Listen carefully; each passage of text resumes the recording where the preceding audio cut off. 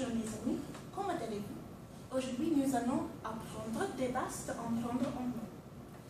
D'abord, quel est un nez? Vous ne comprenez pas? Oh, je suis très désolée mes amis. Salve vestibular, quiddities. Vos benedictes? Lo quersning lingua latina? Minime? Well, I guess I should give the speech in English then. Forgive me for starting the speech off with a question, but how many of you speak a second language? Just by show of hands. Okay, that's very good. You should be proud of yourselves. You see, it takes a lot of hard work and dedication to learn a second language. And that's actually what I'm going to be discussing with you today, the basic things you need to do in order to learn a new language. According to Dr. Robert DeKesser, a professor of second language acquisition at the University of Maryland, the only way to learn a language is to make quite a bit of effort on a daily basis. And he's right, because if he wasn't, learning a new language would be kind of like this.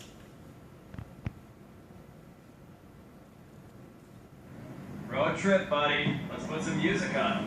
Welcome to Learning Spanish in the Car. You gotta be kidding me. Yeah, this is good. Vámonos. Vámonos. Gracias. Gracias.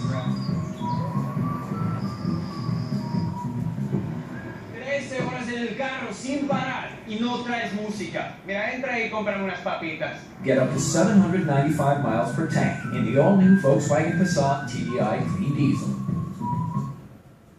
Yeah, learning a new language isn't that easy, but it can be. You see, the first thing you have to do in order to learn a new language is make the time.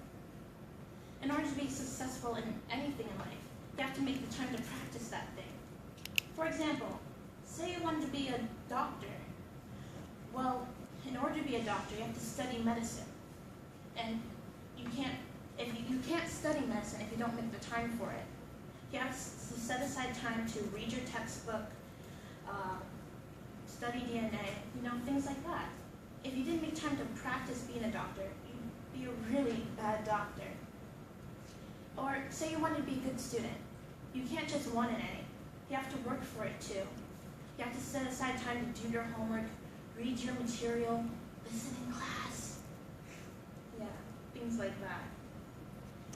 Even if you had a job or a game or some family matter to attend to, you still have to set aside time and put effort into being a good student. Learning a new language should be just like that. Another thing you need to do in order to learn a new language is explore the culture surrounding that language. By exploring the culture of that language, you learn more about it than you ever could from a textbook. Jennifer Redmond, the associate professor of German at Franklin Marshall College, states that true language proficiency requires years of study beyond the minimum requirement, and ideally, time spent in the target language country. Now, I don't know about the rest of you, but I don't have $5,000 lying around for me to fly halfway across the world.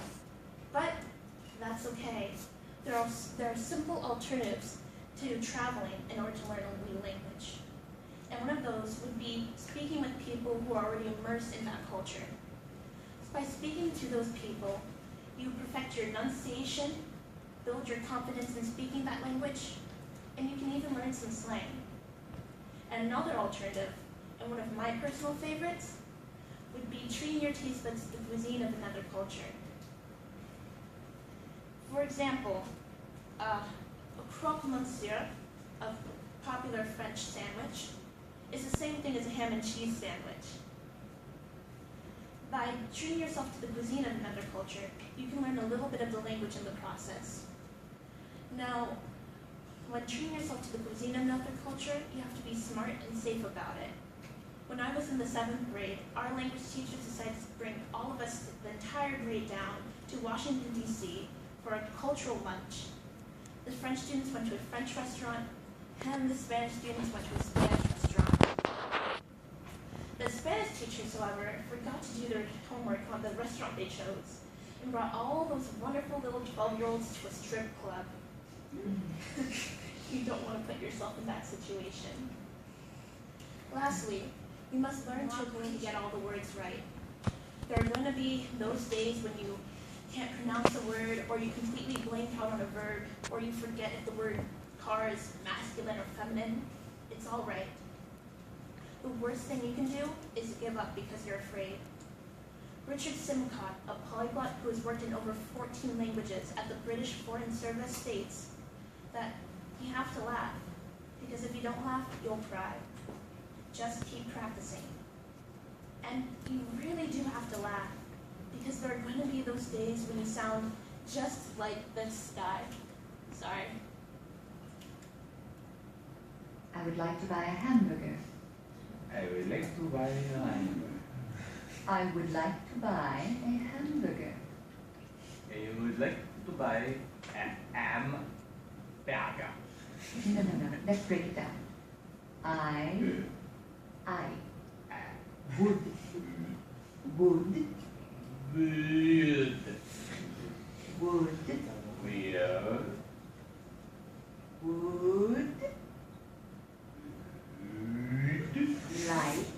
to What? to What? to Toi? buy Be. buy Be. a hamburger. Hamburger. Hamburger. Hamburger. Hamburger. Hamburger. Hamburger. Good. I would like to buy a hamburger. I would like to buy a hamburger. It's not hamburger. Hamburger. I'm not saying hamburger. I said I would like to buy a hamburger. I would like to buy a hamburger. I would like to buy a hamburger. Hamburger. I would like to buy a hamburger. Maybe we should stop. We don't quit. We do not quit. Again. I would like to buy a hamburger. I would like to buy a I hamburger. would like to buy a hamburger. I would like to buy a I hamburger. would like to buy a hamburger. I would like to buy a hamburger. I would like to buy a hamburger. I would like to buy a hamburger. I would like to buy a hamburger. The burger. He sounds hilarious, right? But the moral behind it is true. Don't quit. Never quit. Because no matter how hard it seems, if you remember to appreciate your mistakes, explore the culture surrounding that language, and make the time, you'll be fluent in no time. Au revoir, mes amis. Or as the Romans would say, volete omnes.